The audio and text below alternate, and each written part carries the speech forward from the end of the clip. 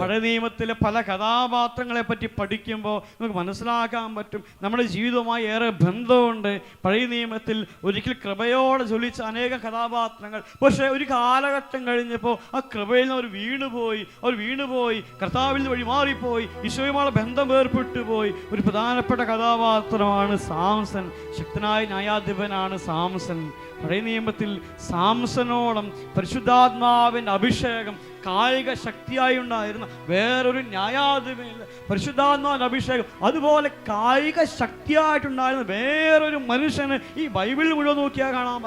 അതുപോലെ കായിക ബലമുണ്ടായിരുന്ന മനുഷ്യൻ എതിരെ വരുന്ന സിംഹത്തെ പോലും ആയുധങ്ങളൊന്നും ഉപയോഗിക്കാതെ അടിച്ച് കൊല്ലാൻ മാത്രം ധൈര്യവും ബലമുണ്ടായിരുന്ന മനുഷ്യൻ. പക്ഷേ ഒരു കാലഘട്ടം കഴിയുമ്പോൾ എന്താ സംഭവിക്കുന്നത്? അവൻ ബലം ചോർന്നു പോയി, അവന് കൃപ നഷ്ടപ്പെട്ടു പോയി, അവൻ അടിമയായിട്ട് മാറി. ദൈവത്തിൻ്റെ ശക്തനായ ന്യായാധിപൻ ഒരു കോമാളിയായിട്ട് മാറി. കാരണം അവൻ്റെ ഉള്ളിലൊരു കളയുണ്ടായിരുന്നേ. ആ കളയുടെ പേര് ദലീല എന്നാണ്. ദലീല എന്ന പേരായ ആ വ്യക്തിയുമായുള്ള ബന്ധം സാംസന് അറിയാം. ഇവിടെ ആഗ്രഹിക്കുന്നത് എൻ്റെ പരാജയമാണ്, ഇവിടെ ആഗ്രഹിക്കണം. പലവട്ടം സാംസന് മനസ്സിലായതാണ് ഇവിടെ ആഗ്രഹിക്കണം എൻ്റെ നന്മയല്ല. കാരണം സാംസനോട് ദലീല പലവട്ടം അവൻ്റെ രഹസ്യം എന്താണ്, ശക്തിയുടെ രഹസ്യം എന്താണ് ഇങ്ങനെ ചോദിച്ചറിയാൻ വേണ്ടി പരിശ്രമിക്കും. ഈ ചോദിച്ചറിഞ്ഞ് ഈ രഹസ്യമാണ് ശത്രുക്കൾക്ക് വിൽക്കും. ഈ ശത്രുക്കൾ ഈ സാംസനെ പിടിക്കാൻ വേണ്ടി പലവട്ടം വരുന്നുണ്ട്. സാംസന് മനസ്സിലായതാണ് ഈ ദലീലുമായ ബന്ധം അതെൻ്റെ ജീവിതത്തിന് അപകടമാണെന്ന് മനസ്സിലായത്. പക്ഷേ അങ്ങനെ അത് മനസ്സിലായെങ്കിൽ പോലും ഈ ദലീലിയുമായുള്ള ബന്ധം അവന് ഇഷ്ടപ്പെട്ടു. ഹല്ലേലൂയ, യേശുവേ ആരാധന. നമുക്കറിയാം ചില പാപങ്ങൾ നമ്മുടെ ആത്മാവിന് അപകടം, നമുക്കറിയാതെ ചില ശീലങ്ങൾ ആത്മാവിനെ അപകടപ്പെടുത്തും, അതറിയാതെ ചില കാര്യങ്ങൾ നമ്മൾ ഇത്തിരി അപകടത്തിലാക്കും, അത് നമുക്കറിയാം. പക്ഷേ എന്നാൽ വിട്ടുപിരിയാൻ പറ്റാത്ത വിധം ചില പാപങ്ങളോട് അറ്റാച്ച്ഡായിട്ട് ആ പാപങ്ങളുമായിട്ടൊരു മമത നമുക്ക് ഇഷ്ടപ്പെടും. ഒരു കാലഘട്ടം കഴിഞ്ഞപ്പോൾ അവൻ്റെ ശക്തി ചോർന്നു പോയി, അവൻ്റെ കൃപ നഷ്ടപ്പെട്ടു, അവൻ പിടിക്കപ്പെട്ടു, അവൻ കോമാളിയായിട്ട് മാറി, അവൻ്റെ കണ്ണുകൾ ചൂഴ്ന്നെടുക്കപ്പെട്ടു. പ്രിയപ്പെട്ടവർ, ഈ സാംസൺ അവൻ്റെ ദൈവകൃപയെ നിസാരമായിട്ട് കണക്കാക്കി. അവനൊരു വ്രതമെടുത്തിട്ടുണ്ട്. ആ വ്രതത്തിൻ്റെ പേര് നാസീർ വ്രതമാണ്. നാസീർ വ്രതമെടുത്തവർക്ക് ജഡത്തെ തൊടാൻ പാടില്ല, വീഞ്ഞു കുടിക്കാൻ പാടില്ല. പക്ഷെ ഇതൊന്നും അവൻ അത് ഗൗരവത്തോടെ എടുക്കുന്നില്ല. ഇതൊക്കെ നിസ്സാരമായിട്ട് കണക്കാക്കി അവൻ ജഡത്തെ സ്പർശിക്കുന്നുണ്ട്. ചത്തുകിടക്കുന്ന സിംഹത്തിൻ്റെ ജഡത്തെ സ്പർശിക്കുന്നുണ്ട്. അവൻ വിരുന്ന് സൽക്കാരങ്ങളിൽ വീഞ്ഞു സൽക്കാരങ്ങൾ പങ്കെടുക്കുന്നുണ്ട്. അവൻ്റെ വ്രതത്തെ നിസ്സാരമായി കണക്കാക്കിയപ്പോൾ അവന് കൃപ നഷ്ടപ്പെട്ടു പോയി. പ്രിയപ്പെട്ടവരെ, ആത്മീയമായ കാര്യങ്ങളെ നിസ്സാരമായി കണക്കാക്കിയേക്കരുത്. ദൈവമായുള്ള ബന്ധം നിസ്സാരമായി കണക്കാക്കിയേക്കരുത്. ദൈവമായുള്ള ബന്ധത്തെ ഗൗരവത്തോടെ നമ്മൾ എടുക്കണം. ഹല്ലേലൂയ, ഹല്ലേലൂയ, യേശുവേ ആരാധന, യേശുവേ ആരാധന. സാവൂൾ ഇസ്രായേൽ ആദ്യത്തെ രാജാവാണ്. സാവൂൾ കഴുതയെ നോക്കി നടന്നവനാണ് സാവൂൾ. അവനെ പിടിച്ച് ദൈവം ഇസ്രായേലിനെ രാജാവാക്കി മാറ്റി. ആദ്യത്തെ കാലഘട്ടത്തിലൊക്കെ ഈ സാവൂൾ അവന് ഒന്നും അറിഞ്ഞുകൂടാ. അതുകൊണ്ട് എല്ലാറ്റിനും കർത്താവിന് ആലോചന ചോദിക്കും. ഒന്നും അറിഞ്ഞുകൂടാ. അവന് കഴുതയെ നോക്കാൻ അവൻ അറിയത്തുള്ളൂ. അവൻ ഇസ്രായേൽ രാജാവായി കഴിഞ്ഞപ്പോൾ എന്തിനേതിനും കർത്താവിനോട് ആലോചന ചോദിക്കും. ഒരു കാലഘട്ടം കഴിഞ്ഞപ്പോൾ സാവൂൾ അത്യാവശ്യം ഗ്രിപ്പായി, രാജഭരണം പഠിച്ചു, യുദ്ധതന്ത്രങ്ങൾ പഠിച്ചു, പടയാളികൾ നിയന്ത്രിക്കാൻ പഠിച്ചു, എല്ലാ കാര്യങ്ങളും പഠിച്ചു കഴിഞ്ഞപ്പോൾ അവൻ്റെ ഉള്ളിൽ അഹങ്കാരം കയറാൻ വേണ്ടി തുടങ്ങി. അഹങ്കാരം ഒരു വിളയായി അവൻ്റെ ഹൃദയത്തിൽ മുള പൊട്ടിയതും അത് വേര് പിടിക്കാൻ തുടങ്ങിയതും അത് വളർന്ന് പന്തലിച്ച് അവൻ്റെ ഉള്ളിലെ ദൈവമായുള്ള ബന്ധത്തെ മറച്ചു കളയാൻ പാകത്തിന് വളർന്നതും ഈ സാവൂൾ അറിഞ്ഞില്ല.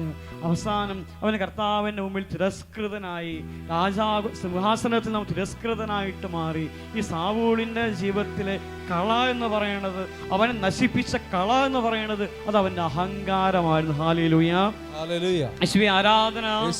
നമ്മൾ ചിന്തിക്കണം, ഈ അഹങ്കാരമാവുന്ന കള നമ്മുടെ ഉള്ളിൽ വളരുന്നുണ്ടോ?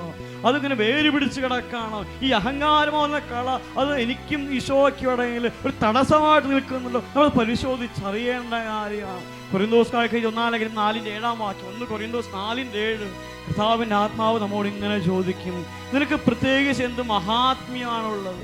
എല്ലാം ദാനമായിരിക്കെ ദാനമല്ലെന്ന മട്ടിൽ നീ എന്തിനാ അഹങ്കരിക്കണത്? ദാനമായി ലഭിക്കാത്തതായി നമ്മുടെ കയ്യിൽ ഒന്നും, എല്ലാം കർത്താവിന്റെ ദാനമാണ്. ഒരുമിച്ച് പറയാം, നിനക്ക് പ്രത്യേകിച്ച് എന്ത് മഹാത്മ്യമാണുള്ളത്, എല്ലാം ദാനമായിരിക്കെ ദാനമല്ലെന്ന മട്ടിൽ നീ എന്തിന് അഹങ്കരിക്കുന്നു? നമ്മൾ ചിന്തിക്കണം, നമ്മുടെ ആത്മാവില് ഈ അഹങ്കാരം വേര് പിടിച്ച് കിടക്കുന്നുണ്ടോ? ഈ അഹങ്കാരത്തിന് വേറൊരു തലമുണ്ട്, അത് ആത്മീയമായ അഹങ്കാരമാണ്. ചിലപ്പോൾ നമ്മൾക്ക് ഭൗതികമായ കാര്യങ്ങൾ അഹങ്കാരം ഒന്നും ആകണമെന്നില്ല, ചിലപ്പോൾ ആത്മീയ അഹങ്കാരം കിടപ്പുണ്ടായിരിക്കും. നമ്മളിങ്ങനെ ചിന്തിക്കും, ഞാൻ മറ്റെല്ലാ മനുഷ്യരെക്കാളും മെച്ചമാണ്, ബാക്കിയുള്ളവരെ പുച്ഛത്തോടെ നമ്മൾ വീക്ഷിക്കും. അവർക്ക് എങ്ങനെയാണ് ജീവിക്കേണ്ടത്? ദൈവവുമില്ല, ദേവാലയമില്ല, ബലിപീഠമില്ല, കുദാശകളില്ല, എന്തുമാത്രം പാപത്തോടെ ഇവർ ജീവിക്കേണ്ടത്. മറ്റുള്ളവർ നമ്മൾ അന്ധമായിട്ട് വിധിക്കും. നമ്മൾ ഒരു പക്ഷേ കർത്താവ് പറഞ്ഞൊരു ഉപമയുണ്ടല്ലോ, ചുങ്കക്കാരൻ്റെയും പാപിയുടെയും ഉപമ, ചുങ്കക്കാരൻ്റെ ഫരിസേയൻ്റെ ഉപമ. ചുങ്കക്കാരൻ്റെ ഫരിസേയന് പ്രാർത്ഥിക്കാൻ ദേവാലയത്തിലേക്ക് പോയി. ഫരിസേയൻ കർത്താവിന് മുമ്പിൽ തന്നെ നീതീകരിച്ചുകൊണ്ട് പ്രാർത്ഥിച്ചു, കർത്താവേ, ഞാൻ ഈ ഇരിക്കുന്ന ചുങ്കക്കാരനെ പോലെയല്ല, ഞാൻ ഉപവസിക്കുന്നുണ്ട്, ഞാൻ ദശാംശം കൊടുക്കുന്നുണ്ട്, ഞാൻ എല്ലാ കൽപ്പനകളും പാലിക്കുന്നുണ്ട് എന്ന് പറഞ്ഞുകൊണ്ട് കർത്താവിൻ്റെ മുമ്പിൽ ആ ഫരിസേയൻ തന്നെ ഉയർത്തി ഇങ്ങനെ പ്രാർത്ഥിച്ചു. പക്ഷെ ആ ചുങ്കക്കാരൻ, അവനറിയാം അവന് പാപം ചെയ്തിട്ടുണ്ട്, അവൻ്റെ ഉള്ളിൽ ഒത്തിരിയേറെ തിന്മ ഉള്ളിൽ കിടപ്പുണ്ട്, അവന് കർത്താവിന് കൃപയ്ക്ക് അവകാശമില്ല. കർത്താവ് കരുണയാൽ തന്നാൽ മാത്രമേ സ്വീകരിക്കാൻ പറ്റത്തുള്ളൂ. ആ ചുങ്കക്കാരൻ അവനെ തന്നെ എളിമപ്പെടുത്തി ഇങ്ങനെ പ്രാർത്ഥിച്ചു. വചനം കൃത്യമായിട്ട് ഇങ്ങനെ പറയും, ആ ചുങ്കക്കാരൻ, ആ പാപിയായ മനുഷ്യൻ ഫരിസേയനേക്കാൾ നീതീകരിക്കപ്പെട്ടവനായി വീട്ടിലേക്ക് പോയി. ഹല്ലേലൂയ, യേശുവേ ആരാധന. ഒരു പ്രിയപ്പെട്ടവരെ, ഒരു ആത്മീയമായ ഒരു കൃപ നമ്മുടെ ഉള്ളിൽ അനുഭവപ്പെടുന്നുണ്ടെങ്കിൽ, ഇത് പ്രാർത്ഥിക്കാൻ പറ്റുന്നുണ്ട്, സ്നേഹത്തോടെ ഈശോയുടെ മുഖത്തേക്ക് നോക്കാൻ പറ്റുന്നുണ്ട്, പ്രാർത്ഥിക്കാനിരിക്കുമ്പോൾ ദൈവമായ ഒരു കണക്ഷൻ കിട്ടുന്നുണ്ട്, വചനം വായിക്കാൻ പറ്റുന്നുണ്ട്, വിശുദ്ധിയോട് ജീവിക്കാൻ പറ്റുന്നുണ്ട്. അത് നമ്മുടെ ആരുടെയും കഴിവോ അത് നമ്മുടെ ഫലമോ അല്ല, അത് കർത്താവിൻ്റെ കരുണയാണ്. കർത്താവിൻ്റെ കരുണയാണെന്ന് പറഞ്ഞുകൊണ്ട് അതിൻ്റെ മഹത്വം കർത്താവിന് കൊടുക്കുമ്പോഴേ നമുക്ക് ആ മേഖലയിൽ ഒരു വളർച്ചയുണ്ടാവുകയുള്ളൂ, ഒരു ഉയർച്ചയുണ്ടാവുകയുള്ളൂ. അനേകം പേര് ആത്മീയ ജീവിതത്തിൽ ഒത്തിരി വളരെ ഒരു പ്രത്യേക സ്റ്റേജ് കഴിയുമ്പോൾ ഇങ്ങനെ മുരടിക്കാൻ വേണ്ടി തുടങ്ങും, പിന്നെ അങ്ങോട്ടേക്ക് പോകാൻ പറ്റുന്നില്ല. കാരണം ആത്മീയ അഹങ്കാരം പിടികൂടി. ആത്മീയ അഹങ്കാരം അവരുടെ വളർച്ചയെ തടസ്സപ്പെടുത്തി. ഹല്ലേലൂയ, യേശുവേ ആരാധന.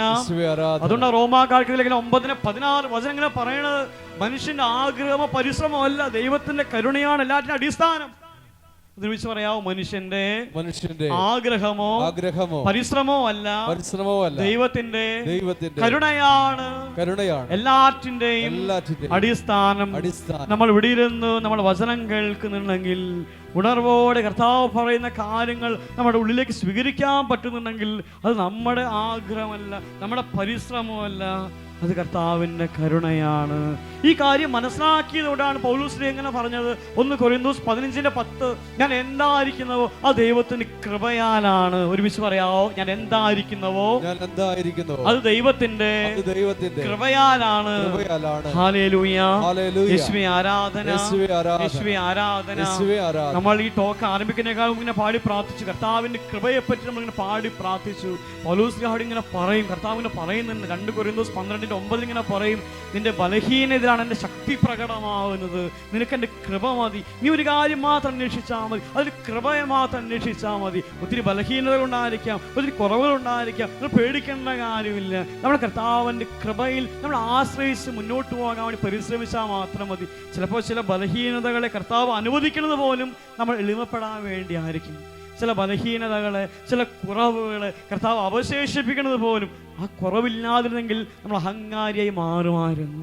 ആ കുറവില്ലാതിരുന്നെങ്കിൽ നമ്മൾ ഈശോയിൽ വഴിമാറി പോകുമായിരുന്നു. നമ്മളിൽ തന്നെ ഒത്തിരി ആശ്രയിക്കാതിരിക്കാൻ വേണ്ടി ചില ബലഹീനതകളെ കർത്താവിന് അനുവദിക്കും. പൗലോസ്ലീഹാക്കി ഒരു ബലഹീനത, എന്താ ബലഹീനത എന്നതിനെ പറ്റി പറയുന്നില്ല, ആ ബലഹീനത ഉണ്ടായിരുന്നു പറയുന്നുണ്ട്. ആ ബലഹീനത മാറാൻ വേണ്ടി കൂടെ പൗലോസ്ലീഹ കർത്താവിന് ചോദിച്ചു, പ്രാർത്ഥിച്ചു. പക്ഷെ കർത്താവ് ബലഹീനത എടുത്തു മാറ്റിയില്ല. കർത്താവ് ഇങ്ങനെ ഒരു ഉത്തരം കൊടുക്കുന്നത് എങ്ങനെയാണ്, നിന്റെ ബലഹീനതയിലാണ് എൻ്റെ ശക്തി പ്രകടമാകുന്നത്. നീ ബലഹീനനായിരിക്കുമ്പോൾ കൂടുതൽ ശക്തനായിരിക്കേണ്ടത്, നിനക്ക് എൻ്റെ കൃപ മാത്രം മതി. ഈ ആ ബലഹീനത മാറാൻ വേണ്ടി, ആ മാറാത്തതിനെ പറ്റി ഒത്തിരി നിരാശപ്പെടേണ്ട, നിനക്ക് എൻ്റെ കൃപ മതി, നിന്റെ കൃപയിൽ ആശ്രയിച്ചാൽ മാത്രം മതി. ഹല്ലേലൂയ.